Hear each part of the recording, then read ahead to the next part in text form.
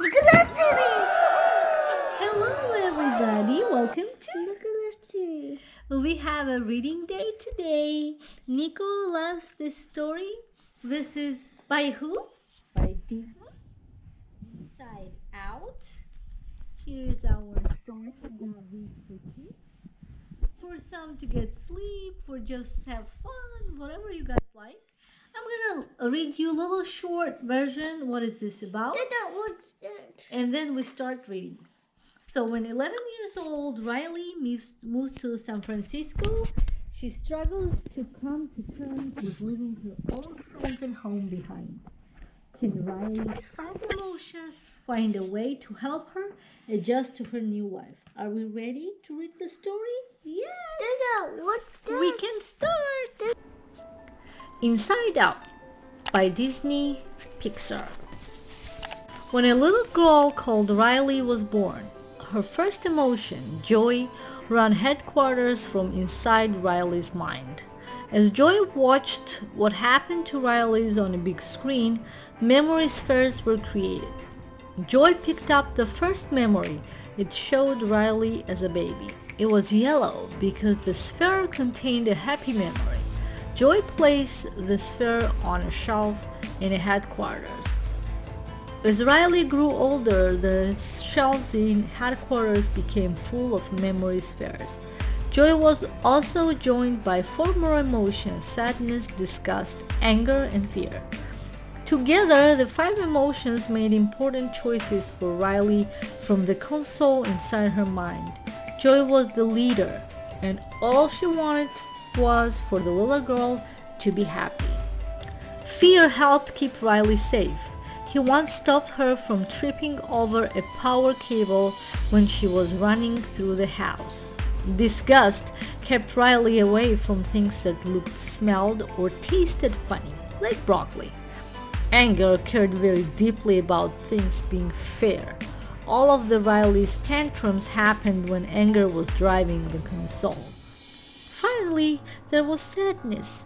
Her role was not as obvious as Riley's other emotions. In fact, Joy was not sure why sadness was there at all. When something important happened to Riley, a core memory was created. Each core memory powered one of the Riley's island of personality. There were five islands: Goofball Island, Friendship Island, Hockey Island, Honesty Island, and Family Island.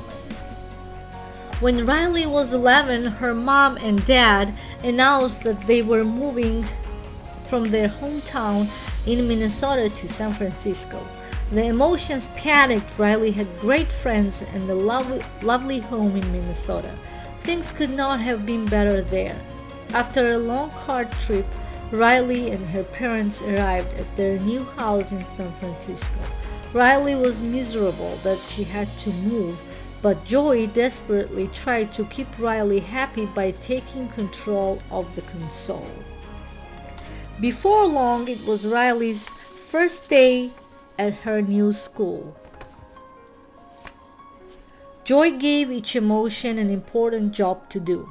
Jay was determined to keep Riley happy on her first day at school. She carefully drew a circle of chalk on the floor around sadness.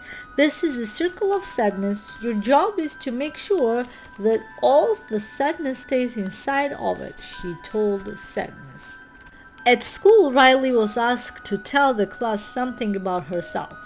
Riley shared a happy memory of playing hockey back in Minnesota, but suddenly her smile faded and she became upset. Joy saw that sadness had left her circle and touched the hockey memory sphere, turning it blue. As Riley cried in front of her class, her first blue core memory was created.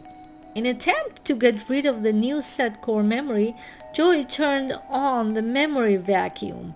Sadness tried to take the memory from Joy, but in the chaos, Joy, sadness, and all six core memories were sucked up in the memory vacuum tube. Joy and sadness were sucked out of headquarters and dumped out in long-term memory. All the islands of personality had turned dark, since the core memories were not in the holder to power them up. Joy knew they had to get the memories back to headquarters so the islands would work again. But headquarters was far away. Joy collected up the 5 yellow core memories, and both she and Sadness headed across a bridge to Goofball Island. "But what if we fall into the memory dump?" asked Sadness. "We'd be forgotten forever." "We won't fall," Joy answered. "Just think positive." Joy had just made it to Goofball Island when it began to crumble. It was collapsing because Riley had gotten angry with her parents and stopped goofing around with her dad. Joy grabbed Sadness and made it back to long-term memory just before the island disappeared into the dump. Sadness looked back at where the island had stood and realized they could lose the other islands of personality too. Joy tried to stay positive. They would just have to make their way to another island through the winding shelves of long-term memory. But Sadness slumped to the floor in a puddle of despair as she thought about the islands collapsing. So Joy picked up one of her legs and dragged her along. Back in Riley's bedroom, Riley was chatting to her old friend Meg on her laptop. Meg told Riley about a new girl on the hockey team. Riley missed playing hockey with her old friends, so the news made her angry. At headquarters, anger took charge of the console and flames roared out of the top of his head. Back in a long-term memory, Joy and Sadness heard a loud groan as the Friendship Island fell into the dump. Joy looked up at Hockey Island. "We'll just have to go the long way around," she said, trying hard to stay positive. As Joy and Sadness tried to find their way to Hockey Island, they bumped into a funny-looking creature.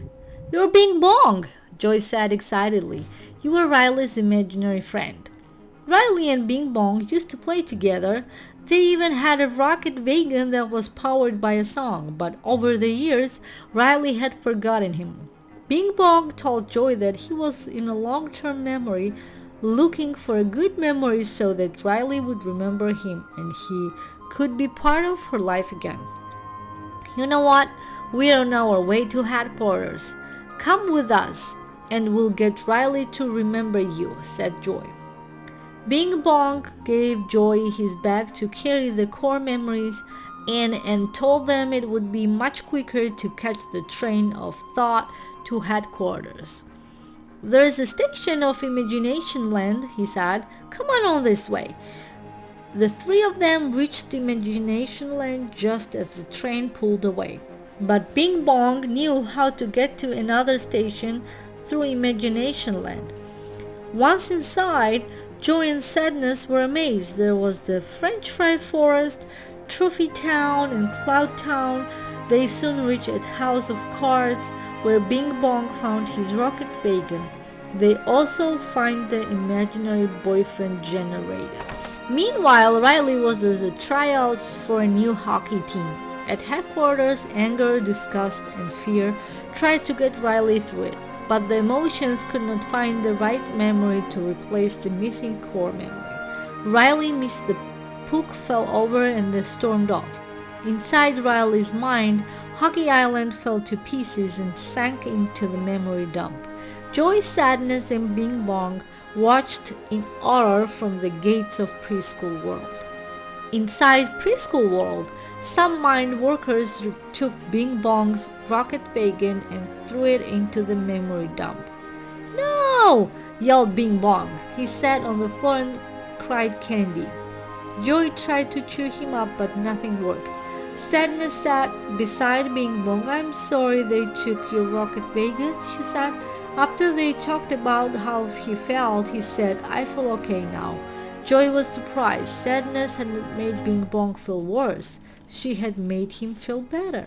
Joy, Sadness, and Bing Bong finally made it into the train, but it soon stopped because Riley had gone to sleep. To wake her up so that the train could start moving again, Joy and Sadness found a huge, scary clown called Jingles hidden in Riley's subconscious. That's where her deepest, darkest fear were. They led Jangles to Dream Productions, where Riley's dreams were made. This clown crashed through Riley's dream, and she woke up suddenly. The trio ran back to the train and jumped aboard just as it was about to leave.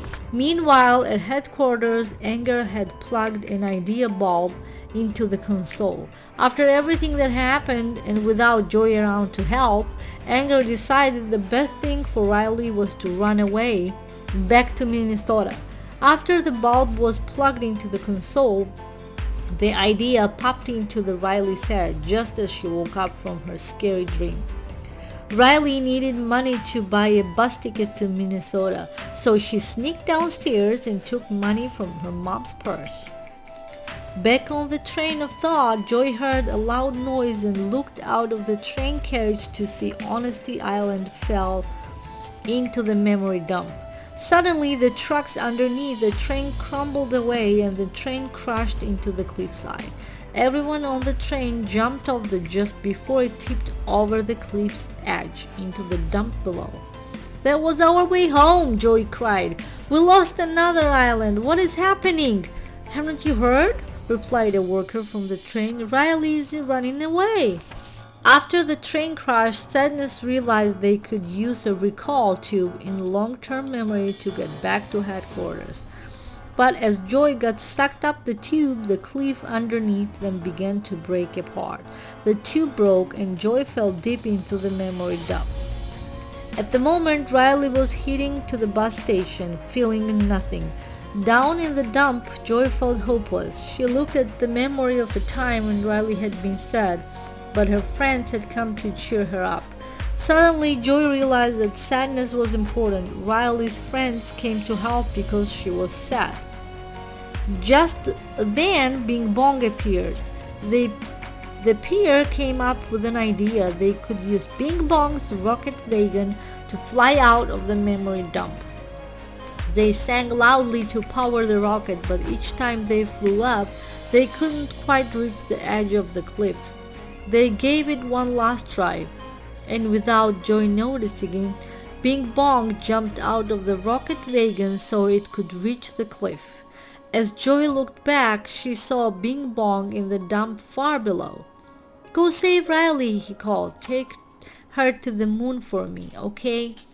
Joy had to grab Sadness, who was floating on a cloud, and get back to headquarters.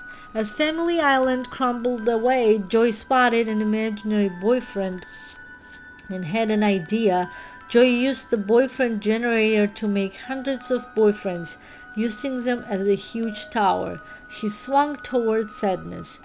Joy grabbed hold of Sadness, and the two of them flew through the air toward headquarters.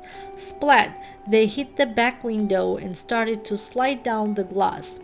Anger, fear, and disgust ran toward the window. How were they going to get them inside? Disgust had an idea.